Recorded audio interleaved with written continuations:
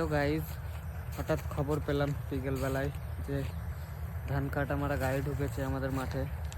তো সেই খবর পেয়ে চলে এলাম মাঠে ধান কাটবো বলে। তো এখনও হয়নি, অন্য জমি ধান কাটছে, এখন আমাদের জমিতে কাটবে একটু পরে।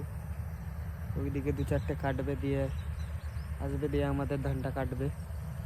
তো গাইজ চলো দেখা যাক। তো বন্ধুরা, এখন আমাদের জমিতে কাটতে শুরু করে দিয়েছে, এই যে দেখো।